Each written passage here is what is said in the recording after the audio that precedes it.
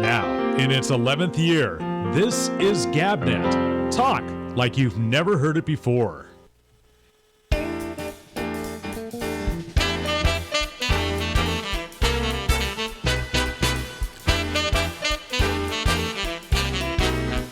Hey,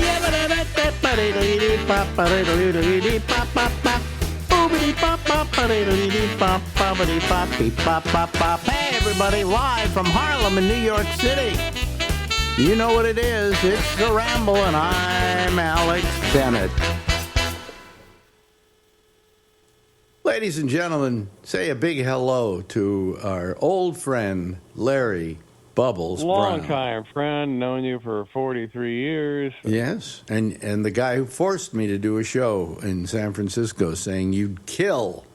I needled you for years. Yeah, you were right, you know. But I think it turned out well, right? Oh, it turned out great. It was I felt good about it. You know, I felt good about the whole weekend. We did that thing over at the Radio Museum, Bay Area Broadcast Yeah, that was fun, Museum. too. All right.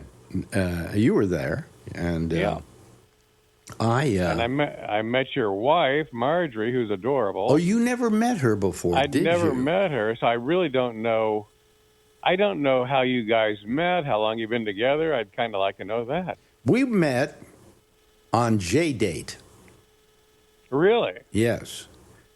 Something, we get a check every year from J-Date that says, here's the money for not mentioning that. No, but we met on J-Date, and she I think she got a hold of me. She saw me, and she wanted to, talk and stuff. And I said, let's just cut to the chase. Let's go out. And she had a picture of herself, I don't know, bicycling or something, in a bicycle outfit or something like that. And I went to meet her, and she didn't look anything like the picture. I had to go, are you Marjorie? And yeah, it was. And so we went out on a couple of dates, and she kind of became what we referred to as my movie pal.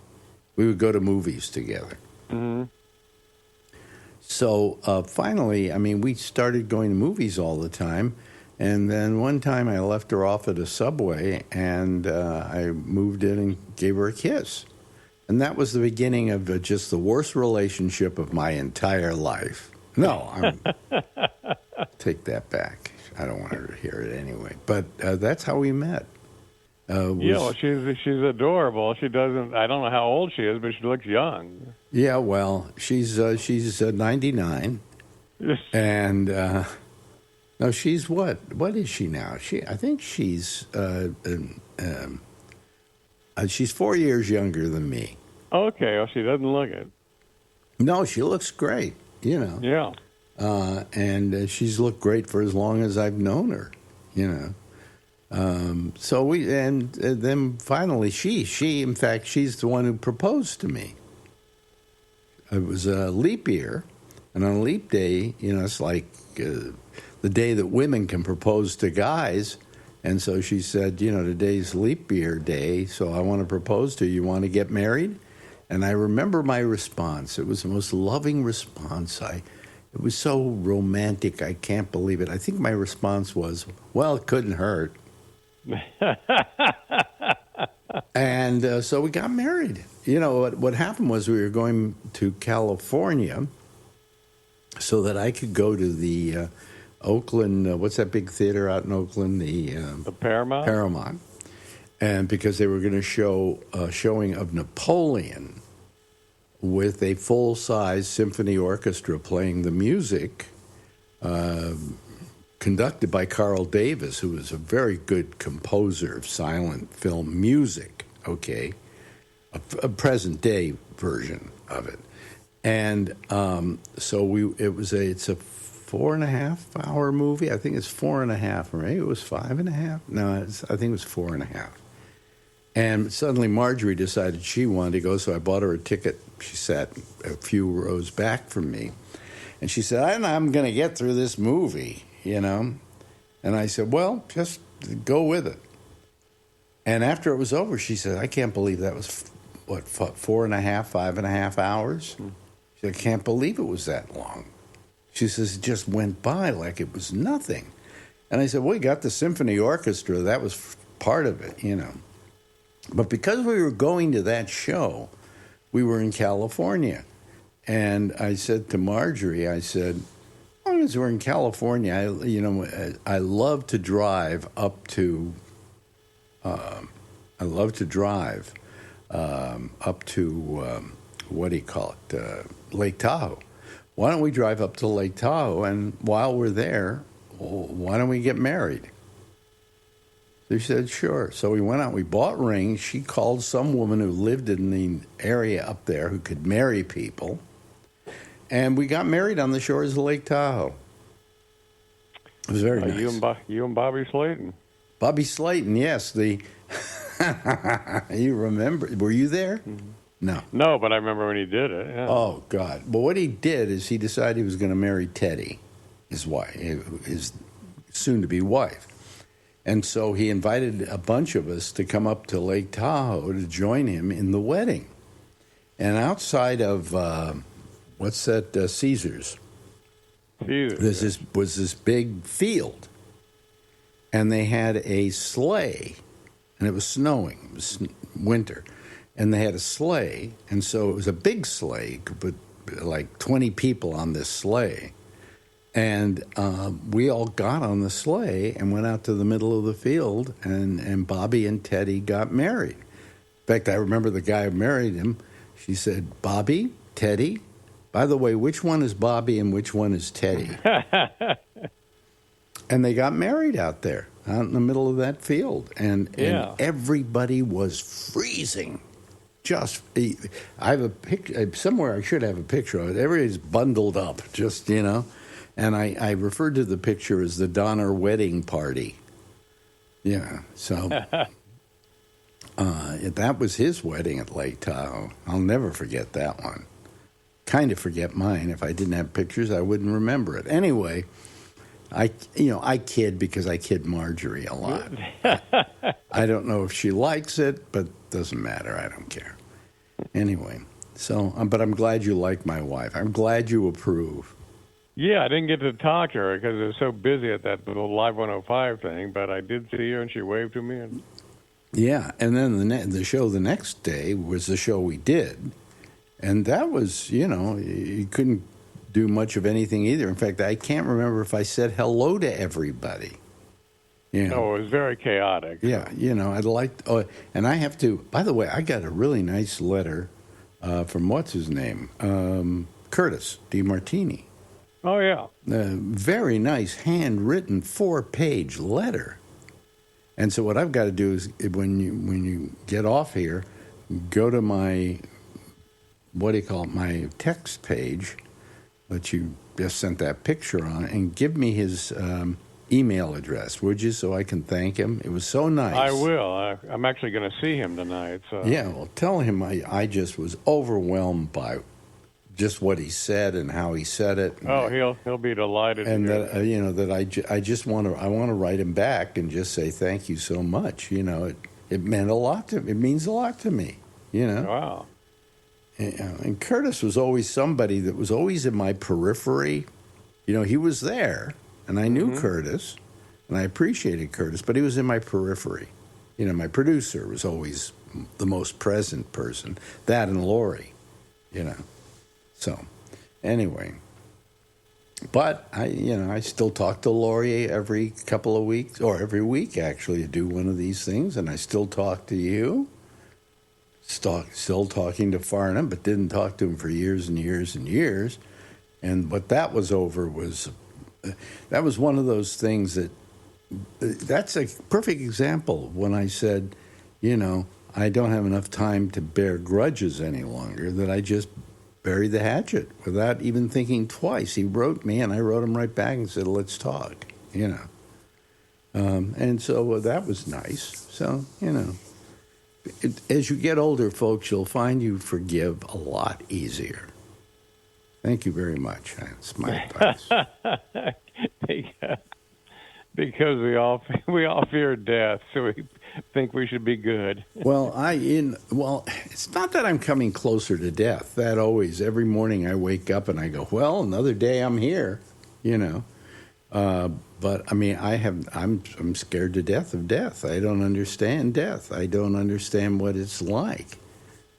And as I've mentioned many times on this program, my father, I went to him once. I said, Dad, I'm just absolutely fearful of death. And he said, well, you shouldn't be. And I said, why? He said, because you've been there before. Exactly. And then for the rest of my life, I worried about what it was like before I was born. The idea of being nothing doesn't make sense to me. Should it? Well, no. Look who I'm talking. It's a hard concept to garner, but I guess you're not there, so you won't feel depression, you won't feel joy. It's just nothing. Marjorie said to me, she says, "Oh, I'm not fearful of death. It'll be a relief." And I'm going, how can you not fear death? I mean, living is such a blessing if you think about it. But some people get to the point where the death is an option to live in. So. I guess. But anyway, she's not afraid of it at all, And, it's on the Colbert Show, he does a thing called the Colbert Questionnaire. And one of the questions of it is, what happens after we die? And everybody has a different answer, Some of them religious and some of them not religious, I think it was, what's his name? Prince Harry, who said to Colbert, and I was watching it the other day, he said, what happens after we die? And he said, we become animals. He didn't even have a doubt about that. We become animals. Wow. Yeah. I thought that was... There's one question they ask. Let me ask you this. I'll ask you one of the questions. What animal do you fear the most?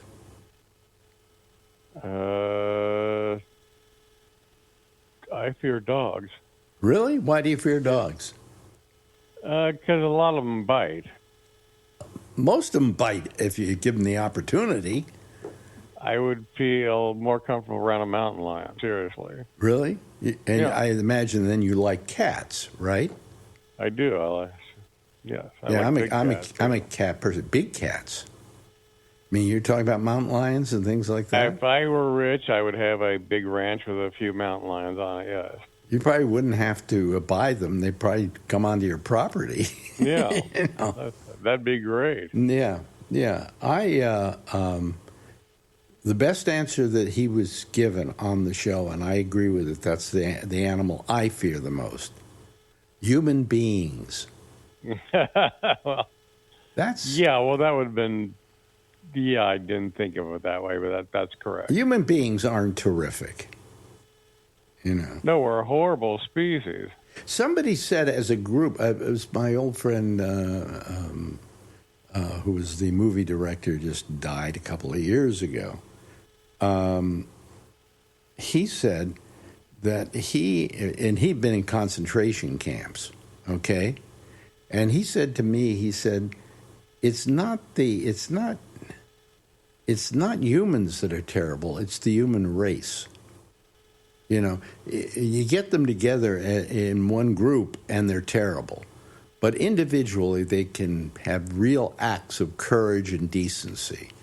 And That's what George Carlin said. Yeah. Individually, they're fine, but we get in groups, we're trouble. Yeah. He said that, in the concentration camps, his life was saved once by a Nazi soldier. Because he had to go from point A to point B, and if you fell to the ground, they shot you. And he said, I couldn't walk. For some reason, he had been through something, and he really couldn't. He didn't have the strength. He said, this soldier said, grab my arm. And he grabbed his arm and took him to where he was supposed to go. He said, he saved my life. God, what a great story. That's an individual, okay? He's in a Nazi uniform, but he's an individual. And he was capable of a decent act. Okay, together as a group, they were terrible. And he taught me that, and that story is a great story too. Yeah, God, that's amazing. I mean, he met Mengele. He said he was he was at Auschwitz, and they were pointing for directions for people to go. If they pointed this direction, you were going to work groups, and if you pointed that way, that was towards the ovens. Okay, Yeah. and all these people lined up, and there's what's his name? I just said his name. Mengele. And he said that Mengele pinched him on the cheek, went, there, dear boy, how old are you? And he told him, he faked how old he was by a year older, and because somebody told him to do that. And Mengele said, well, go over that way, okay? And he pointed him away from the ovens. Mengele saved his life. Wow, Jesus.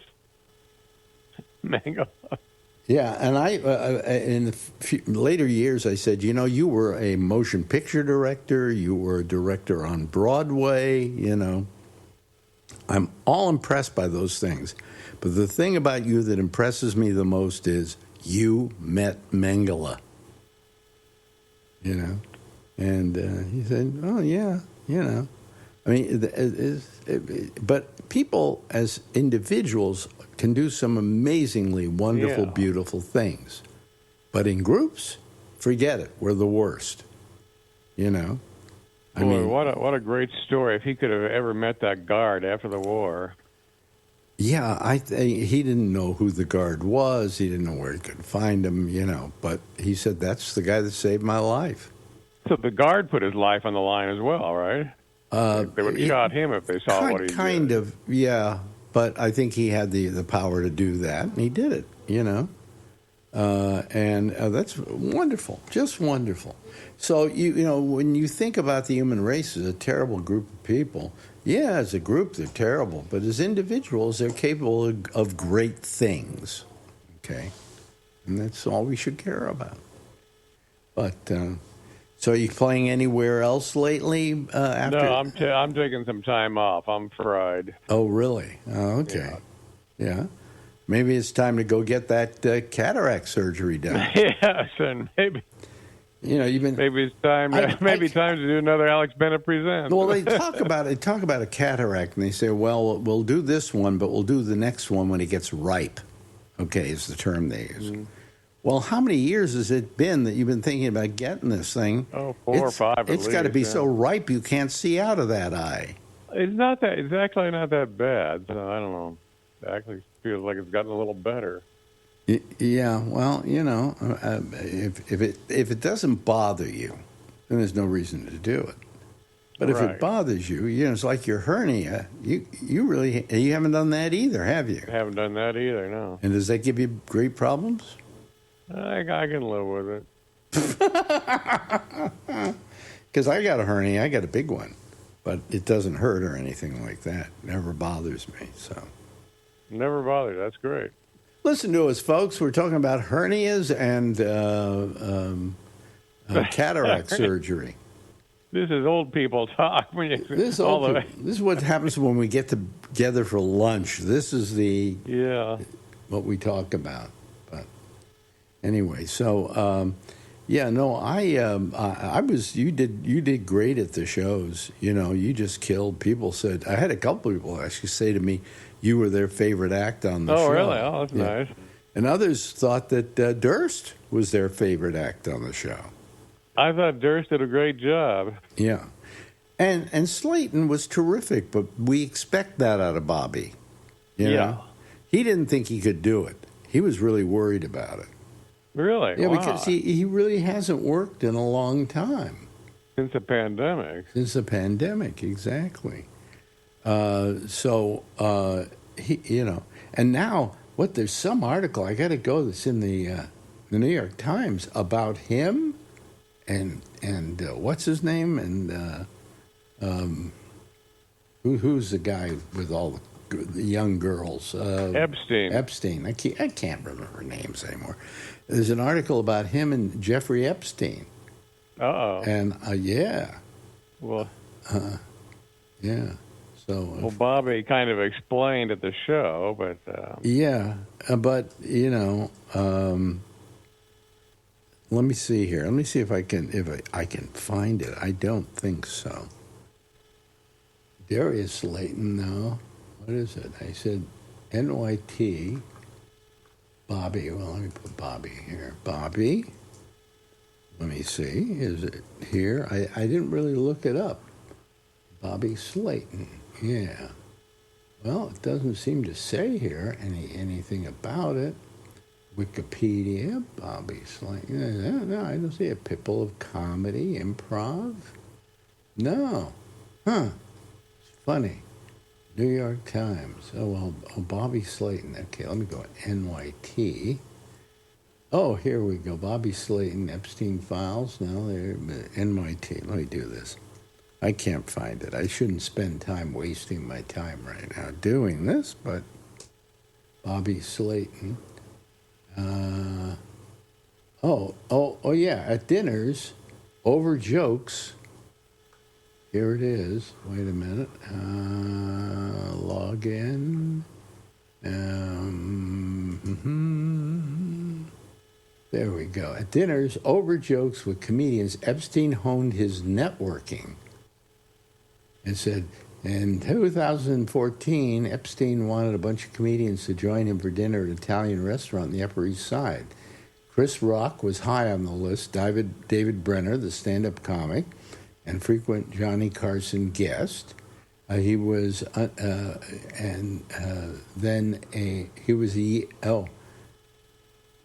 Brenner was then a yes and ultimately a no. He was under the weather. Louis Black was not to be invited. It seemed Epstein had not found the comedian that funny when he came over a year earlier. Finally, Rock was no as well, as it turned out. Anyway, it goes on. Woody Allen was Epstein's friend. Leon Black, Bill Gates. Okay. Oh, it says, and now the pressure's on me. The veteran comic Bobby Slayton emailed Epstein ahead of the dinner to carry all the funny. Okay, so, there we go. He still gets mentioned, and in the New York Times, no less, But so he knew, these people who they knew Epstein. What's wrong with knowing Epstein? Epstein had money, he had contacts, he had a lot of things. Bobby would have never been in a Woody Allen movie if it hadn't been for Epstein. So I mean, it's terrible what's going on with this whole Epstein thing. Not everybody who knew. I'm sure if I had been invited to go to that dinner with Bobby, I would have gone. Okay? And Bobby would come over and see me or call me or whatever when he was staying at the apartment house owned by Epstein. So, people want to do nice things for you. Why don't you let them? I would let them, wouldn't you? Hello? Are you there? What happened to him? Oh, I lost Larry Brown. I was talking too much. Yeah, Larry? Amen. Hold on a second. Let me call him back. We're almost through here anyway. Sorry, we are unable to complete your call at this time. Oh, boy. Well, maybe I can't get back to him. Let me see here. Let me try it again. Here we go. You there? Yeah. I don't know what happened. You were saying, like you said, Bobby Slayton said the pressure's all on me, and then it just disconnected. Yeah. Well, anyway, we're kind of almost through here. But the thing in the New York Times is about him going to dinner. Yeah. So you have dinner with Epstein. Big deal. That doesn't make you a baby raper, No. And if you had been invited to go to dinner at Epstein's, would you have gone? If I knew what I knew now, no. No. Bobby didn't know any of that. Yeah. Yeah. So anyway, people's lives get ruined by this thing. That's what's horrible about it. Right. Anyway, we got about a minute left. Anything you want to plug? No. No. Next time, have some way my audience can sign up and buy one of your. I'll get some information. I'll get the button soon. So. Yeah. You had to record that and send it to wherever, right, when you did it?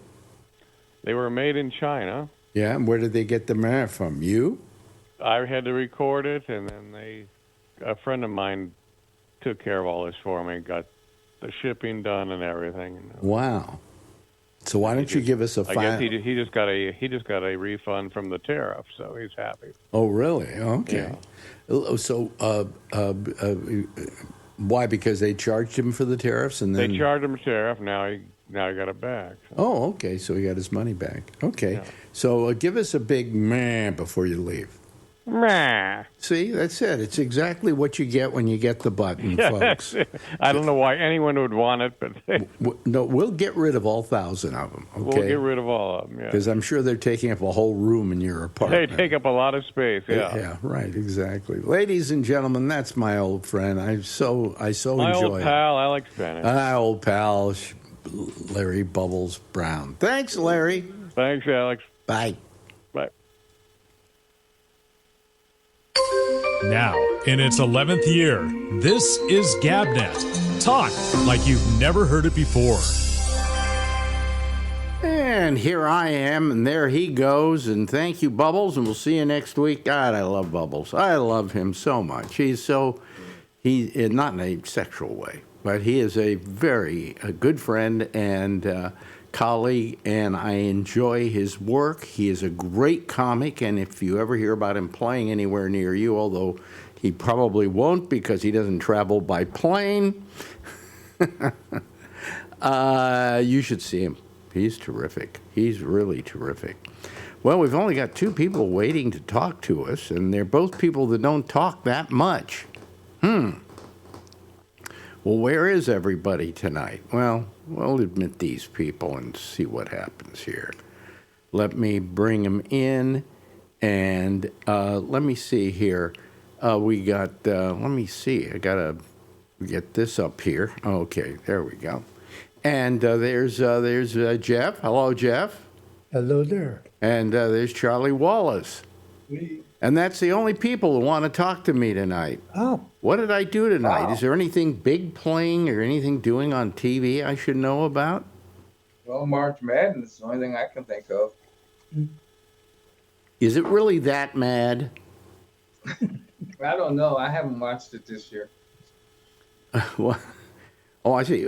Counting in binary is as easy as 011011. That's Okay. 1, 2, 3 in binary. Is that 1, 2, 3 in binary? So 11 is really 3 in binary. Yep. And where did you find that? Did you buy that online too? Oh, yes. I would think you could make up some of these and make a fortune, you know? Well, probably, but Yeah. I wouldn't know who to contact to get the T-shirt printed and all that. Well, just you get a hold of Bubs. He knows how to get those things done, you know. He's the king of them all.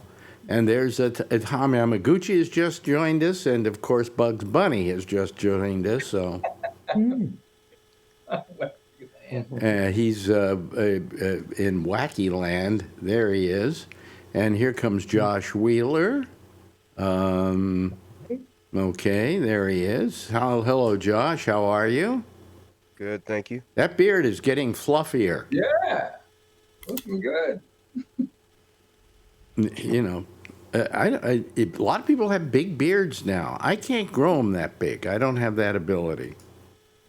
My beard will grow here, but it will go all the way down this side, okay? And I could grow it really nicely. But then on this side, it goes to about here, and then it fades out about in here, and then comes back here. So I could never do that kind of beard. I would love to, but I can't. So anyway, hello, Kevin. How are you? Good, how are you? Good. Okay. He's looking to see if he's on, right? No, I'm trying to mute my background there in the YouTube. Okay. Here comes Bree, it says. Okay. Although I don't, well, yeah, I guess that's Bree. Yeah. Oh, Bree. Yeah. He's on what do you want? A bus or? Subway. A what? Subway. You're really. Subway. Subway? Oh. Okay, your sound is kind of like not terrific, but I'll let you know. Anyway, it's a subway. Well, that doesn't look like a subway. It looks like it's above ground, but aren't subways supposed to be underground, or do you just call them subways whenever they look like that? But it will eventually go underground. Boy, I can't hear you. What is wrong like with he's your underground. audio? Orphan, wow. Yeah, that's strange because these are the sonars. Oh, are you using your earphones as the audio? Sonars, Yeah, that's not. sonars. Well, it's not working very well. That's really strange because they're the most expensive you can buy. Well, apparently They they always may sound be like the that. most expensive, but not the best, because the sound really sounds terrible. Can you just use the It's phone? very loud. It's very loud. Yeah, but we can't hear. It sounds like you're gargling. Yeah. Yeah, Sounds like a transformer. yeah. Well, standing behind me here is staying the power line. Here. The power line isn't doing it. It's Yeah, it is. the earphones. You know. It happens all the time. Oh, you really? Has he done it before? Oh yeah, it's always garbled like he's in the mall or whatever. It sounds like that. I'm going to get new ones today. I'll look for new ones. What you should do is, you know what to get, really. Do you? What kind of phone do you have? Well, I'm using my iPad Mini 7. A what? iPad Mini. Okay, so you're using an iPod. I would get the iPod earphones. They would probably do just fine. You know, I find them very good. In fact, they're Are they noise amazing, canceling? actually. What? Noise canceling? They have the noise canceling, and they also have it so that you can actually just block out all the sound around you. You know, you can use them as what do you call it? Not you can use them as earphones, but you can use them as like if you can't hear very well, they work doing that too. I'll do some tests to see if they're clogged. They might be clogged, and there might be an app for them that I can make it better. But you know, if you were to get the iPod earphones, you probably wouldn't have any trouble. But that's just my thinking on this. So what's new with you, Tom? Well, we saw you yesterday, so not much could happen, right? Well, I wasn't on yesterday. Well, I thought you were on yesterday, or then you were on Day Wednesday. before. Day before. Wednesday, yeah. Okay. Yesterday was my surgery. Oh, your surgery. Right. What did you the hernia, right? Hernia, yeah. And you were talking about hernias with Larry. Yes. What was that? What was that recorded? When was that interview recorded? Yeah. What was I talking? I didn't listen to the interview tonight. What? We were talking about. Well, we were talking about his taking time off, and you suggested get his cataract surgery, and then Yeah. you talked about hemorrhoids. Well, what I think what hernia. I said Hernia. is that I had an interview that I ran. Oh, I don't know. That was about 5 or 6 years old, and he had. He was going to get a hernia operation, and I said, when did you ever get it? And he said, no. You know, he hasn't gotten it yet. Yeah. So that was recorded last 2 weeks ago, a week ago Monday. Oh, okay. Yeah, because it was after you did the show in San Francisco. Yeah, right. Yeah. And Durst was great. Okay, so how are you feeling now after having the hernia operation? I'm actually feeling better than I thought I would. Yeah? Yeah. It's still it's sore, and but otherwise I'm doing. I've got oxycontin. Oxycontin, yeah, well, anyway, whatever that is. For pain. Yeah. I'm not really taking it that much, so Well, that's good. that's okay. Yeah.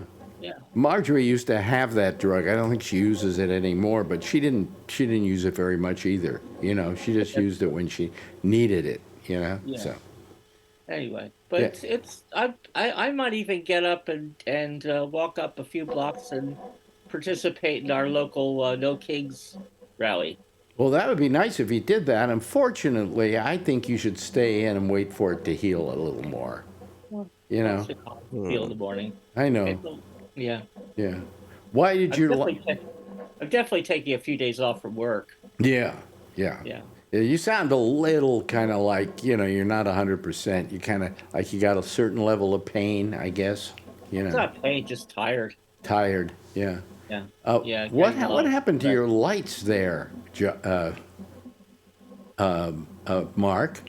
Wow. Mark? Did he freeze up? Me, Yes, Kevin? he's frozen. Yeah. He's frozen. Oh, Mark. Okay. Mark, can you hear us? Well, there goes Mark. I think something happened to him. I don't know what, but anyway. Oh, he's in Wacky Land. Yeah. So Yeah. anyway, we've seen the subway so far and all the people on it, and it looks like it could be a subway anywhere. Except that maybe it's cleaner, than like our subways here. Jeff, how you been doing? Good, Good. good. It's getting close where I have to go to New York. Well, Right, it's Connecticut. it's spring here now. Well, I know. I also have a whole bunch of You can doc- see that. You have a whole bunch The of name what? is there. doctors to Oh, visit. doctors. How many doctors do you have? About at least 9. 9? Yeah, Wow. Yeah. I guess so. I guess one for each arm or something. I don't know. I'm thinking, how many doctors do I have? I have a urologist. I have a neurologist, which I and let me see here. And then I have my regular doctor. My GP. GP. And then I have, what do I have? Do I have any others? Yeah, I have I have a doctor who takes care of my what do you call it? My other cancer. Yeah. So I have what is that? How many did I count? 4, something like that. Yeah. Yeah, but not 9. Which I've one? got 8. You have 8? Well, Yeah. What problem did you have that was? Well, I have diabetes, an endocrinologist. I've got a rheumatologist for my arthritis. Uh-huh. I've got a Oh, I have one of those doctors too that gives me a shot in my hands and so. Yeah. and I have a doctor's appointment just about every month because. Oh, well, try Marjorie every week. Mhm. Oh yeah, for her that's her social life. Yep.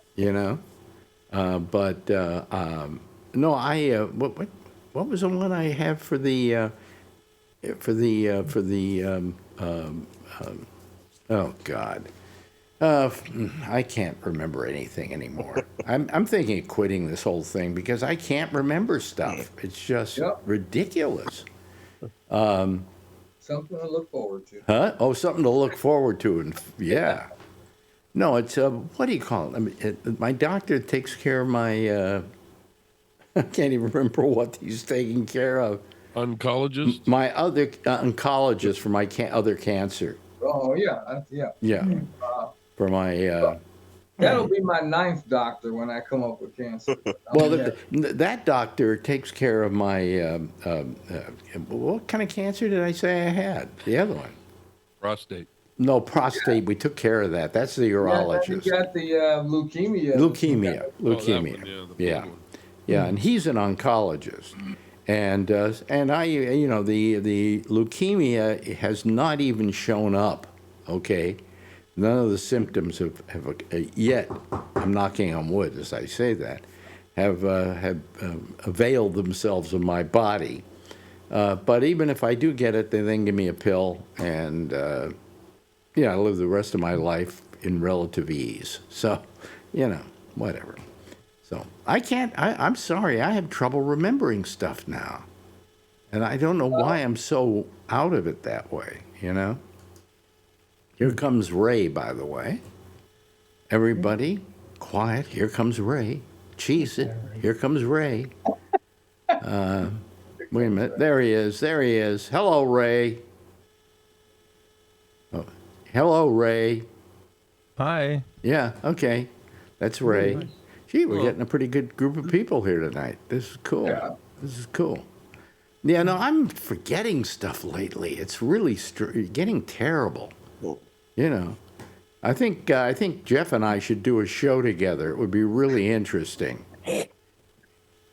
You know, two people sitting there for an hour going, now, what was that word I'm thinking of now? That's right. What is that word? What is that I'm thinking about? God. No, I Just- think, you know, could be, I don't know, could be drugs that I'm taking or something. I don't know. But No, whatever. just natural age. Actually, let me. I'll be right back. I got a book I want to show you, actually. But hold on a minute. Well, don't strain yourself. Yeah. You know, that's Tom Yamaguchi, he, him. We talked I'll give about you a that good last one. night. What? You can't remember things, right? Yeah? What's this? That's a piece of paper. Special kind, though, right? What? What do you mean a special kind? Well, like nose, your- you're gonna have dinner. You gotta wipe your. Oh, well, hold it up. I didn't see it completely. Sorry, Oh, well, that's a napkin. That's what I said. it's a good word. I can't remember it. Oh, wait a minute. Here we Let go. me see if. Why Oh, we remember. Why Okay. why we we remember. remember. This is a very good book. Sharon Raganoff. What's, PhD. who's that? Sharon Raganoff. Okay, PhD. great. You know, you're going to tell me, go get that book by Sharon Raganoff, and then I'm going to try and remember it. I Yeah. have a friend that had a motorcycle crash and lost a lot of his memory. I told him about the book. He actually has an audiobooks. So if you want to get an audiobook and he reads it, you could do that. But the reason I remembered this book is actually the problem when we get older is we have too many memories, and they all are fighting each other. So No, like that's not- trying to think of a name, and other names pop in, so it interferes with the process. I don't know if that's my problem. I think my problem is there's something wrong. You know, I'm getting old. I'm getting You know, something. well, as I said, you know. it's a we have competing memories, You and mean- it's difficult to sort them out. So what are you saying? There's too much information in there to begin with, and now your brain can only fill up with so much, maybe? You're Well, out of memory access- and you have to buy some Has- more. Yeah, Has trouble right. accessing where the memory is. Yeah. Well, maybe I So- should get a USB port and put it in me or something. Maybe. A little place to put all the memory. No. On a No. hard drive, yeah. Well, it's expensive now because the Straits of Hormuz is closed, and that's where most Yeah. of the memory comes through. Yeah. But anyway, so that's my. I just you know. Do I sound like I'm having a hard time with stuff lately? No. There's certain things that I noticed that you can't bring the word, Yeah. and I don't know if it's you forgot the word. It's like you're trying to express what you're trying to talk about. Mm-hmm. You can't kind of put it all together. Yeah. Well, and you know what I'm going through because you got that problem too. You know. Oh yeah. Yeah. But you had a stroke. I didn't, or not that I know of. You know, a lot of people have strokes and they don't know they've had them. Yep. You know. But Jeff will never forget his. So you know. Do you remember the stroke? Oh sure. I mean, do you when somebody said to you when you said what happened to me? Was it that kind of stroke where you then knew something had happened? Well, I had a tremendous headache. It was terrible. And they took me to the hospital, and the next thing I know, I was having brain surgery. Really? Yeah. Wow. Now, do you It remember? took me a long time. Do you remember any of that part of it? No. Not really.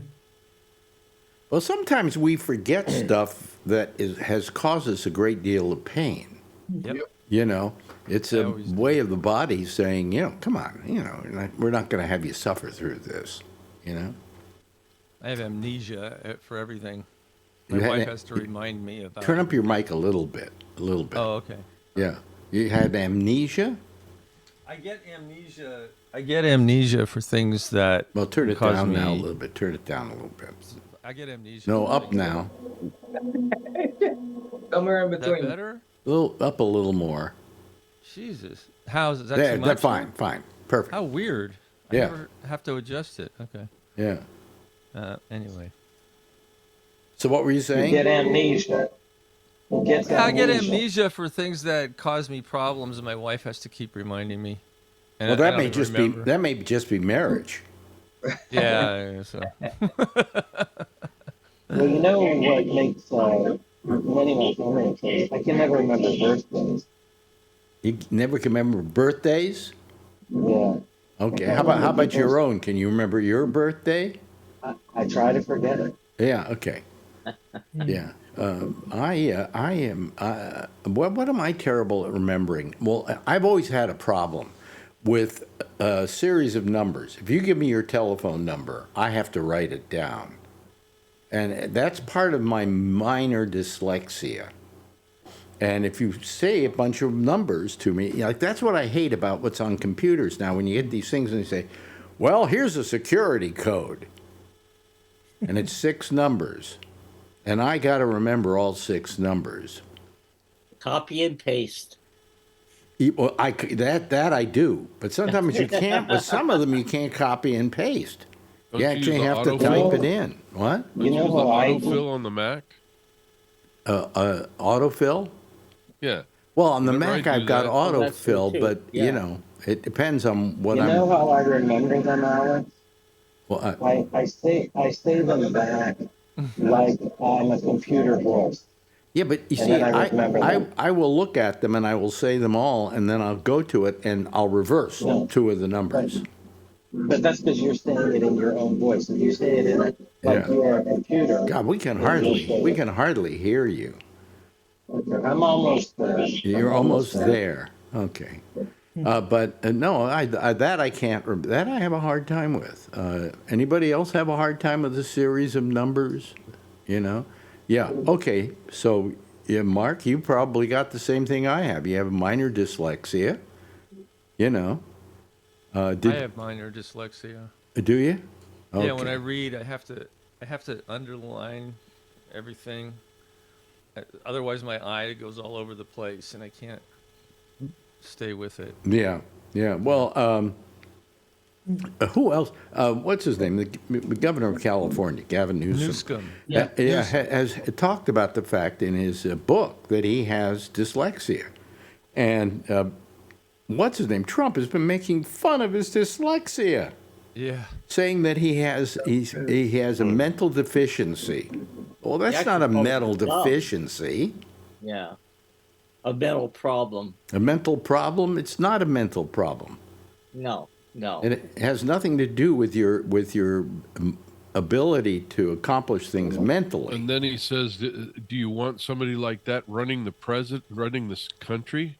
And I look and I go, "That's like the kettle calling the black." I mean, Pot calling the kettle black. pot. Yeah. Well, that. Nelson- See, I Nelson- forgot that too. The pot. Nelson calling the kettle Rockefeller was dyslexic. He was governor of New York and then for a time vice president. Yeah. That's right. And he was dyslexic? I didn't know that. Yeah. Could not Dyslexia read. is a very common thing. And yeah, I don't mind a guy with. Listen, I would take it over a guy who's, like Trump is, whatever is wrong with Trump, which could be a myriad of mental things. Tom Cruise is dyslexic. Tom Cruise is dyslexic? Yeah. Yeah? Okay. So, but if you give me, if somebody gives me their phone number and I haven't got a pen, I will not remember the number. Yeah, me too. I can't remember a long series of numbers. Well, You can blame that's the a phones form for of that. dyslexia.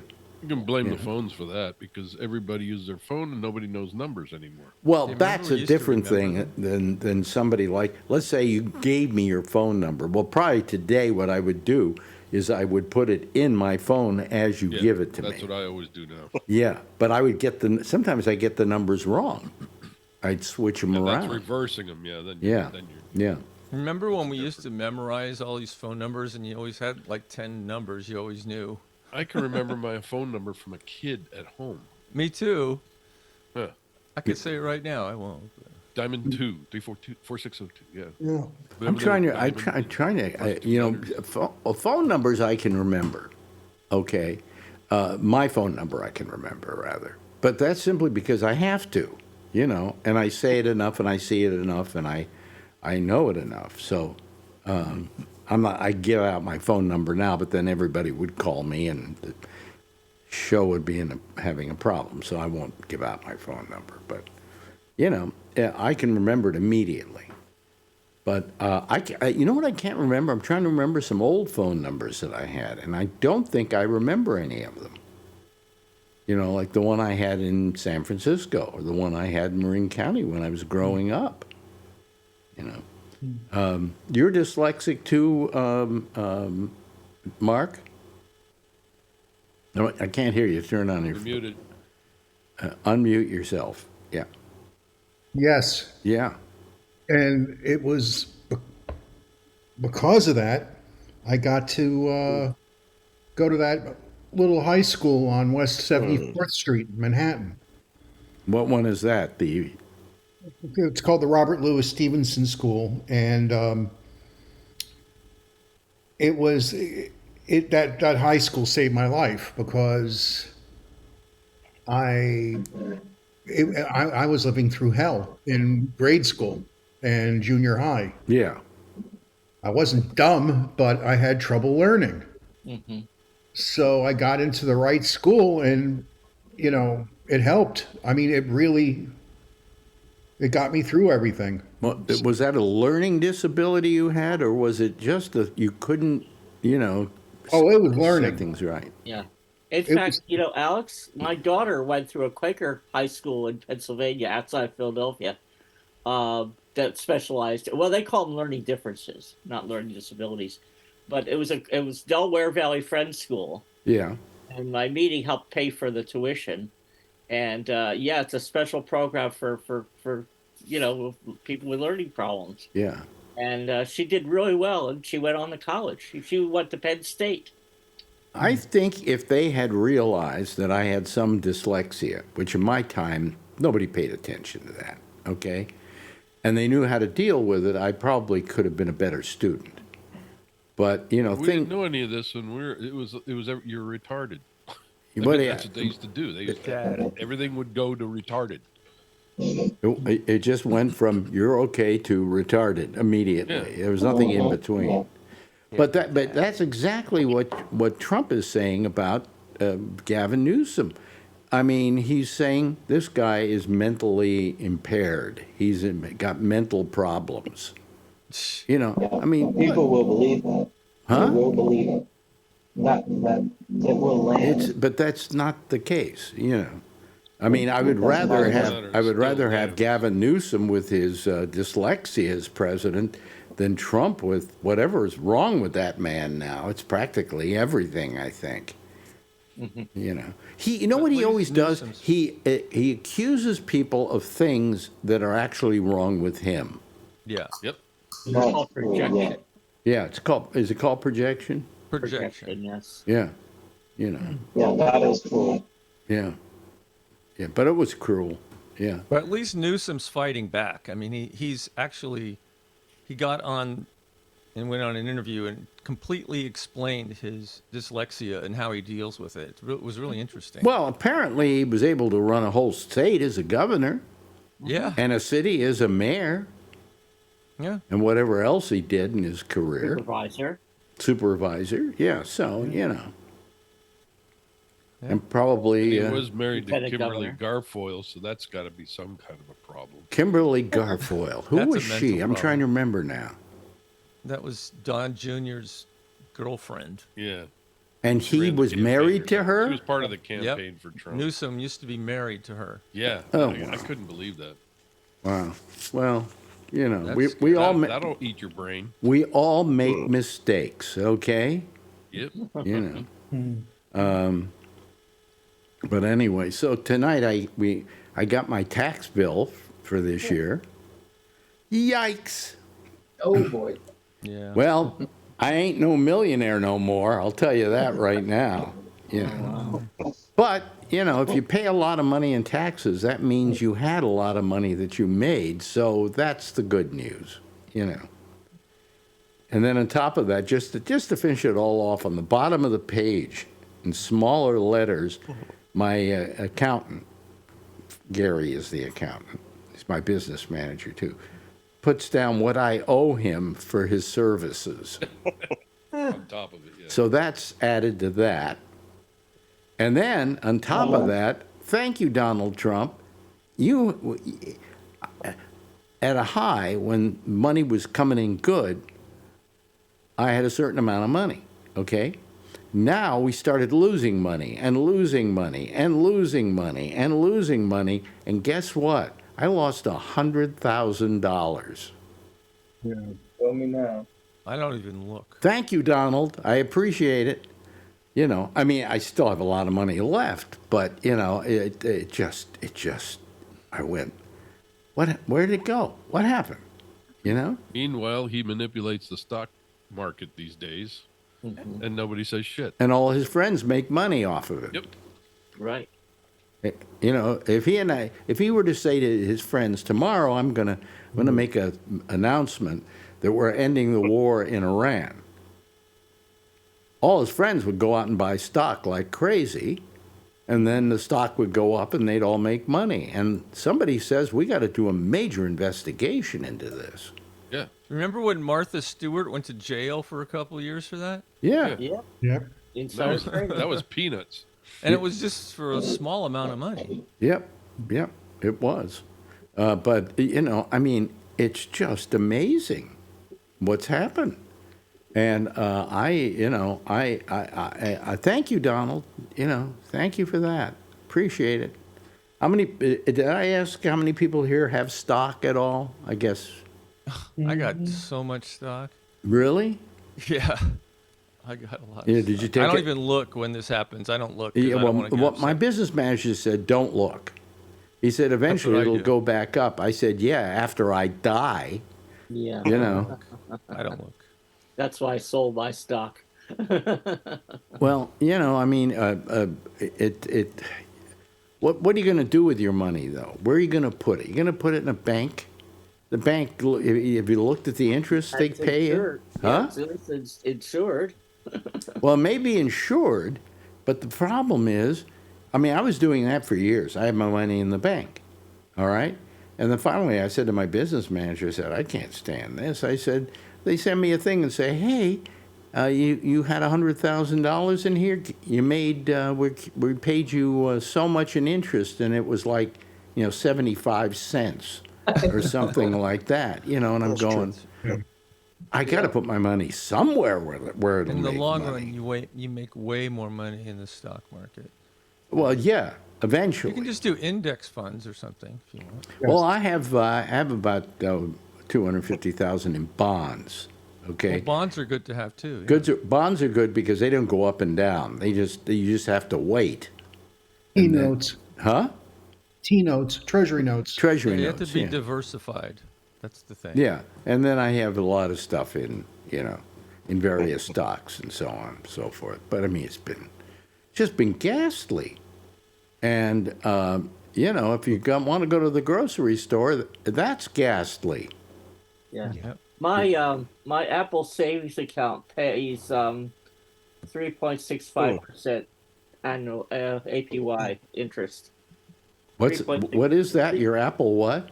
Apple savings account? Does Apple have a savings plan? Yeah.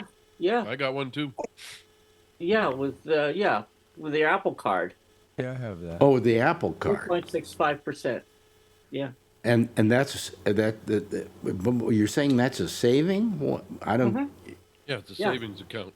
Yeah, I didn't know I they had can a savings. transfer money from my account to the savings account, and from my bank, and back and forth. Well, when you put the money in there initially, do you have to wait a certain amount of time before you get that money in? It takes about 3 to 5 business. I think 3 business days. No, but I to mean, like, for transfer back. instance, when I put in for bonds, what happens is I got to wait maybe 3 years before they mature. Oh no! Yeah, I can take it out anytime. Just take. It's just a regular I mean, savings if I take it out faster, they'll charge me a fee. But if I want to take it out without any fee, I have to wait maybe 3 days. I think it's through Mellon Bank. If I'm not mistaken. It used to No, be. it's through Sacks. Sachs. Yeah. Oh, Goldman it's Sachs now. Okay. Goldman Sachs. Yeah. Oh, right. Goldman Sachs. That's right. Yeah. Well, I don't like anybody having my money. I want to have it all to myself. I'm going to put it in my mattress. You know. Well, now Bree's in some kind of station. Bree is in a station. I'm at Pasar Seni, which means art market. See, now But you sound better. Okay, well, I'm out of the train. Yeah. But Alex, the way I remember, okay, so let's say that a code comes in on my phone and I need to put it on my tablet, and it's six numbers. Hi, how are you? Hold on, I'll tell you my thing in a minute. I don't know, she was talking to me, I was going to talk to her, but... Do you have people begging in the subway stations there too? There's a handful. I'm in the city right now, so yeah, you'll see a few. You'll see a few. But anyway, okay. So what I'll do is when I see the number, I don't say it in my own voice. I say it in the voice like a robot. I'll say like 543231, like that, and then I can remember it. Really? If I just say it in my own voice, I can't remember it. But if I say it like I'm an robot, then I remember it. I don't know why. I just remember using the voice of Bugs Bunny, and I seem to be okay. Dudley Do Right. Dudley Do Right, yeah, right. Now they have they always have a weekend market here, which is really good. So that's $1. 4 ringgit is $1. What is it? Yeah, well, that's lemon pudina. Yeah. And that one is mango. Okay, and it's what is the amount of money there? What's it called? Ringgit. Oh, ring We dip? call it Malaysian ringgit. Oh, okay. Anyway, Well, that's what like they that use here. says RM10. So how much would that be? Yeah. Those pants be in American Well, money? 4 ringgit is $1, so that's $2.25. Oh, okay. Wow. All right. I gotta move. And that's expensive here. I would go to another place and get them for 7 or 8 ringgit. And you're the best dressed guy in all of Malaysia. Yeah. This is the central. Yeah. This is the central market. Yeah. Well, let's drag Josh into all of this. What do you think about the economy, Josh? I think it's probably fairly flat. I don't really think it's been any improved over the Biden statistics. No, it's much worse than the Biden. Yeah. Much. Right. I mean, there's not been a lot of, I think some of the downturn has been, just a little bit more recent because of events. But, I mean, there hasn't really been any growth or anything like that. I mean, I don't think it's down, huge amounts or anything, but I think it is. It's down it is at down. least. It's down at least. It's down to about. It's down about 3 or 4% from where it was.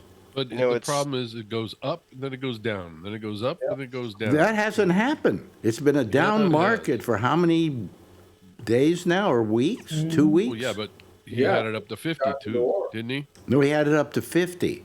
And that's when he was bragging about it. Right. And then all of a sudden the next day it went down below 50. That's his MO. Yeah. But there hasn't been, there's not been any growth for sure.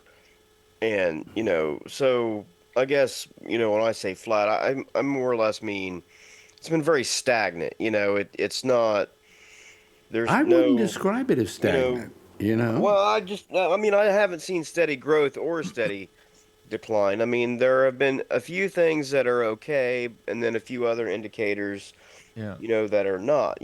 Unemployment hasn't been raising too much, but yet the job growth numbers haven't been as high. Yeah. There's just been like offsetting. Yeah. I guess I wish I could show you. I wish I could show you the market and where that graph has gone. Oh, I certainly am and aware it's of that. dropping like a rock. Yeah, I'm certainly aware of that. I just no don't. pun intended. It's dropping like Iran. I don't. I don't completely judge the economy just on, the stock market index. I mean, that's a sort of a Trump metric. He does, but I Yeah. don't think that I always Well, I mean, that's what I affects never. me. It affects my finances, Well, it you affects know. everybody directly or And if people have indirectly. a I mean, 401k, and one right, that's what I'm saying. people have a 401k are usually people who don't like to see that money go down. That's not the reason they have a 401k. Never want the market to drop, right? Yeah. I mean, he's very fixated upon it. But I mean, no, I mean, I'm not defending his economy. I don't think it's good at all. I don't think it's been uh very good, and I What he think promised. the anyone who says otherwise is just uh emotionally attached to the fact that they really want it to be because they're a Trump person. Hmm. That's not an objective. The facts don't bear it out. So I don't think it's been good at all. I don't know where it's headed currently. I don't think it's going to be headed anywhere good anytime soon because of world events and the fact that those events are having negative effects on things Well, that are soon to start trickling into additional higher costs. Like energy and fertilizer and things like that. I mean, we're only going to absorb that for so long, and we've already probably reached that period. There will be price increases for sure. And you And never hear him talking about jobs.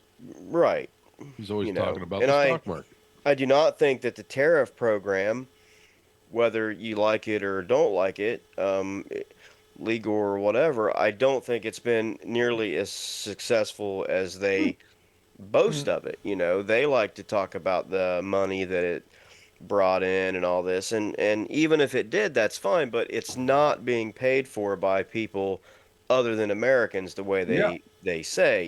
It's just not.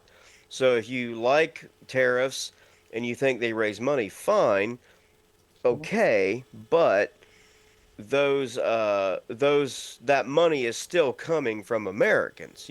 So if you want to talk about one part of the equation, at least talk about the other and just make the conversation honest. Yeah, there's So, offsetting factors to all that shit. right. No, well, I I mean, don't but think the it's been. point is I that don't think it's been good overall. the And one of the point is the reasons. point is if anybody, I have a theory, and it's a paranoid theory. Call me paranoid when I say it. That Donald Trump is being held captive, or his abilities are being held captive by, say, somebody like Putin, who would like to see our country destroyed. And the best way to destroy it is through the economy. And it's like if I became president of the United States and I made every mistake imaginable, I couldn't do what he's done to the economy and the welfare of Americans as he's done since he became president. And that's Well, I mean, a little over a year.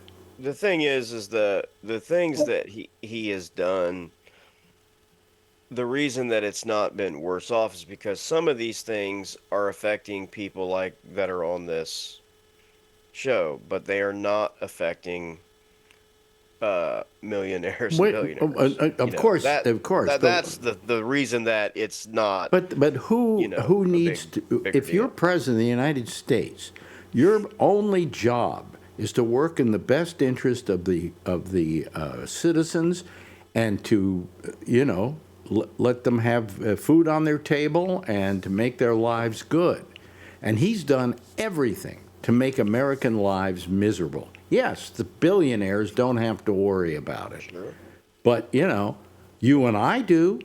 Yeah. Right. You go to the same grocery store as I do. Look at the prices. Yeah, I don't know what the I don't know what we actually paid for them because I don't think you pay what's on the bag or whatever, but my wife bought a bag of Doritos like 2 days ago, and I opened it the other day, and it was on the counter, and I took a few out and I put them on a plate or something.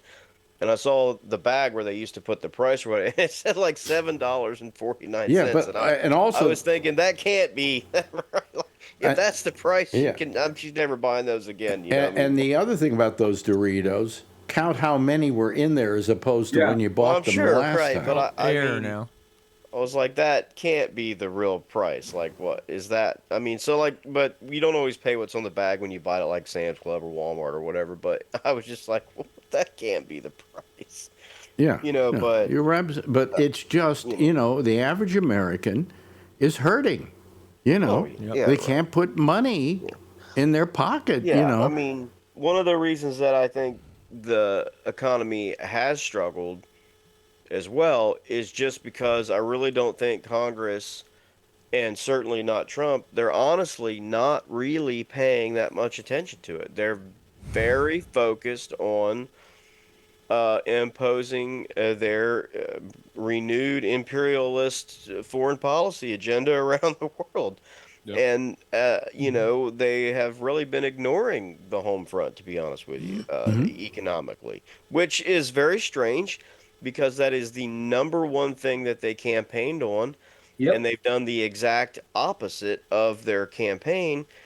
And as proof that people no longer think critically or, think openly, they don't think about right or wrong. They don't think about right or left.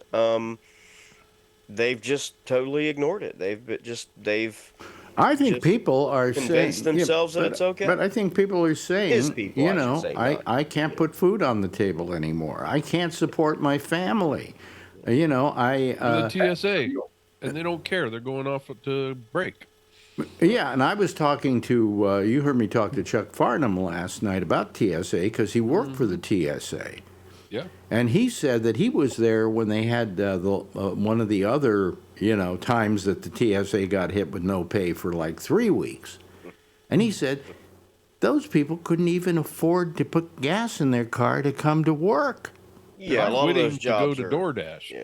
Huh? Yeah, a lot of those jobs are not, like they're not high-paying jobs. They're not high-paying jobs, so they need every penny they can get. They need every penny. They're making 40 get. grand a year or something like that, and you can almost do that if you go to DoorDash and drive around and deliver burgers. I think, and like I said, when I comment that like people seem to be okay with it, I'm not really referring to like the whole of the population because his approval rating is very low. I guess I'm considering his core base of voters. Even though he's done the opposite of what they voted for and kind of what their entire party and platform and movement was started over, they were against all that stuff on a Monday, and then they woke up on a Tuesday morning and he was for it, so all of a sudden they were for it. Right. It's very sheepish behavior. Well, they have to look out for themselves too, because they're going to have an election coming up, and a lot of them are going to have trouble because they back Trump. Trump has maybe 35% of the voting population was on Trump's side and was in his pocket.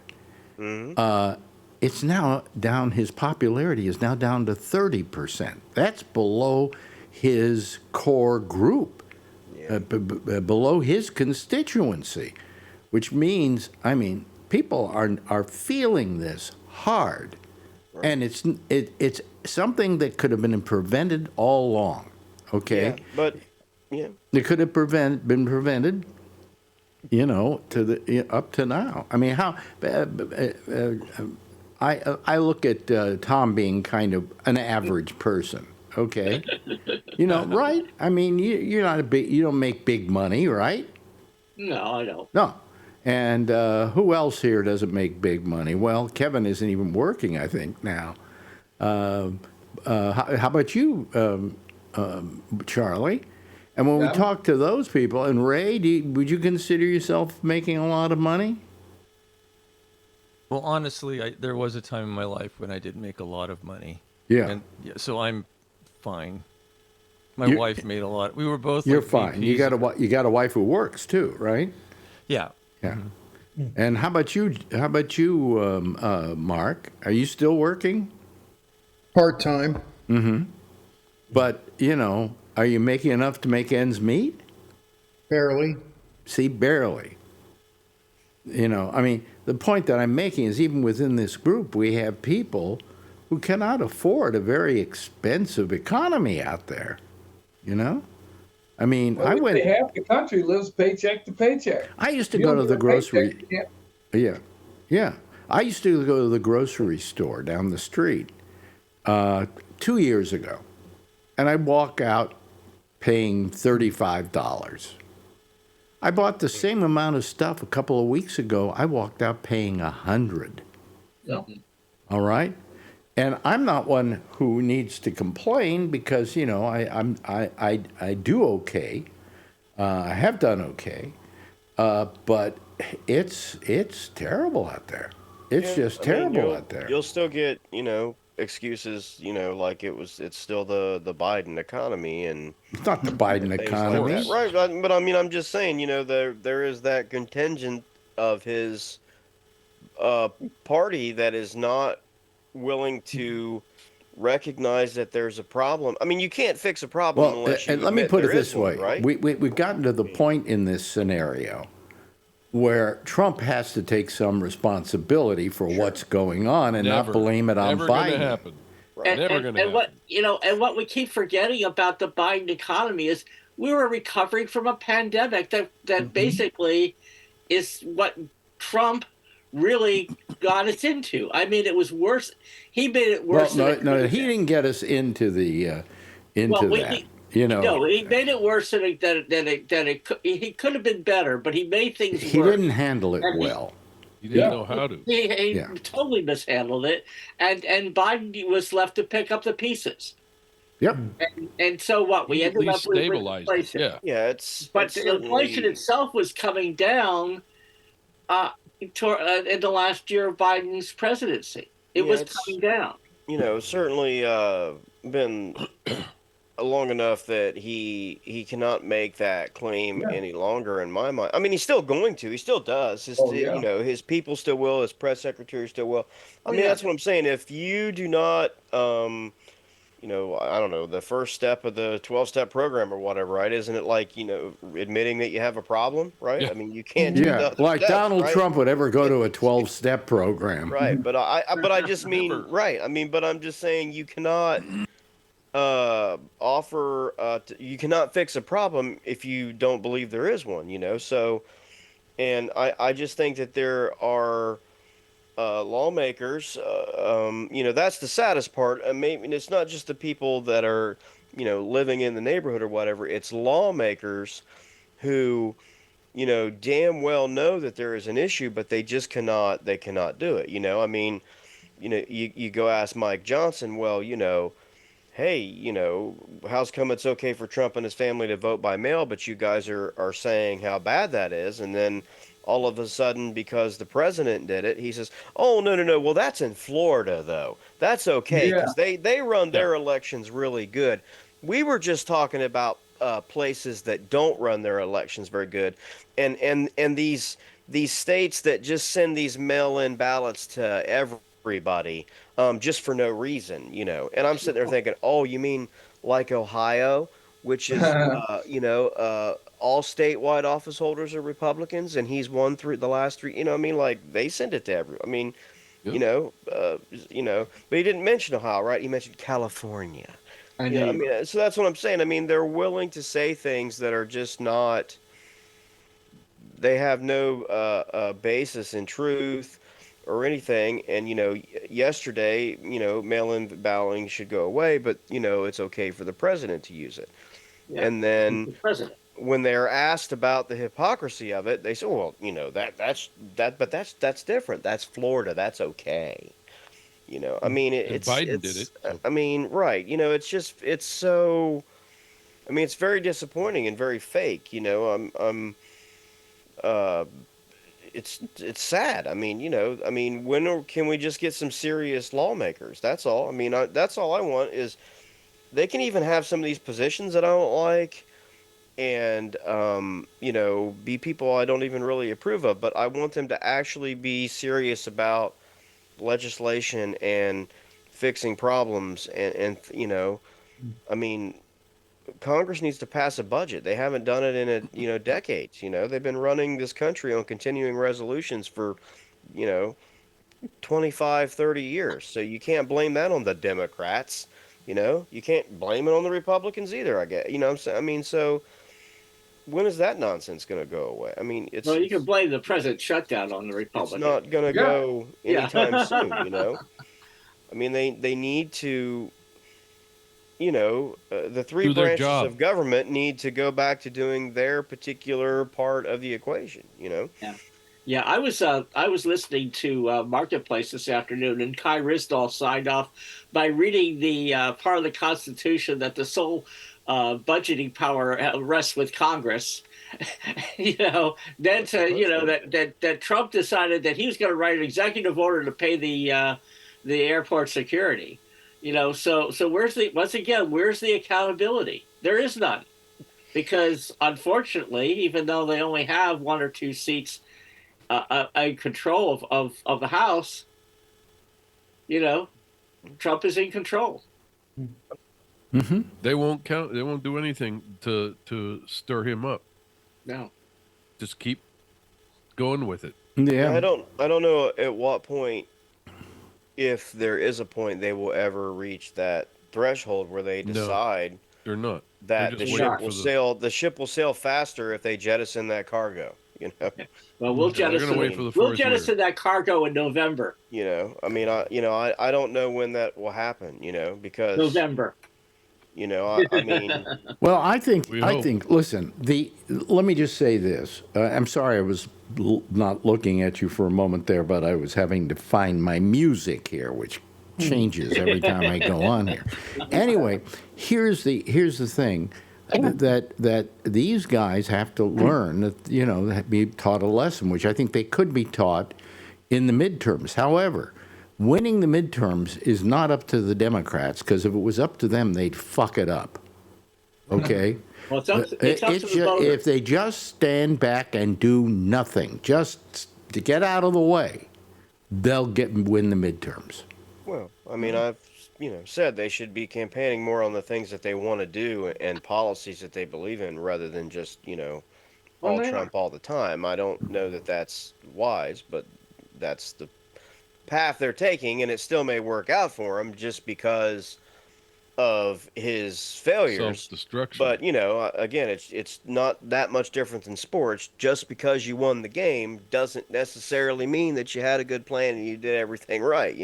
The outcome is not always indicative of the process. Right. So But I We'll just see, say, but, I just yeah. say, if the Democrats get out of the way and just let the Republicans keep screwing up, they'll be fine. sure. I think that's been their game plan all along. Well, I think, I've- we aren't that close to it yet to see how they might fuck it up. Okay, There's months to go, right? But It's getting close. Well, Look, I mean, I don't know. look, I would like to say that I feel that, all these guys, the Democrats are terrific and all of that, but, they got to get rid of Schumer. They got to get rid of people like that. They got to get rid of the old guys, and they got to start believing in something like OAC, who is really speaking for a younger demographic of electors. And I just think that she should be the voice of at least the younger part of the party, and they should pay attention to her because she knows what she's talking about. Anyway, hey, I found the theme. Thank God I found the theme. The right one, too. It's the right one, too. Well, that's the problem. I had to find that theme. I don't know what's happening with Bree, but he seems to be trying to buy something. He got me. Huh? Yeah. He got me. Okay. Anyway, that's it for this week, everybody. Jeff, thank you for being here. Appreciate it, my good friend. Charlie, always a pleasure having your face up there and knowing you're there watching us talk. You're very quiet, though. You're very quiet. You speak more. You speak more on the show that's coming up with Amy, but here you're kind of quiet. Anyway, Tom, good to see you, my man. No and I games. hope that No hernia games tomorrow. Hope that. No kings. No kings tomorrow, right? And I hope your hernia heals. It is. Yes. It is healing. And Josh, thank you for being here and contributing to our fine program, as well as Kevin and Bree, who's buying something. I wouldn't buy that. I wouldn't buy that, and I wouldn't buy that. I really wouldn't buy any of those things. Yeah, I know that store, and they rip you off. I mean, you know. Anyway, and Ray, thank you, and of course, as always, thank you to Mark Thorner. And everybody, give a big wave goodbye, and I'll give a big wave goodbye at you. Okay, there they go, folks. That's our citizen panel for tonight. Amy Emanuel is next. She's going to be here taking a shop with, as we were talking earlier, with a group of people making up the citizen panel. You can be part of it by going to gabnet.net, and then in the third column down, you have a bunch of names. Among them is Amy's. Click on that, and it'll take you to her Zoom. I'll see you again on Monday with the pop-up show at 4 o'clock on Facebook, and right back here next Wednesday, same time, same station in life. In the meantime, as always, if you see her, of course, you know what to do. Tell her I love her, okay? Bye-bye, everybody.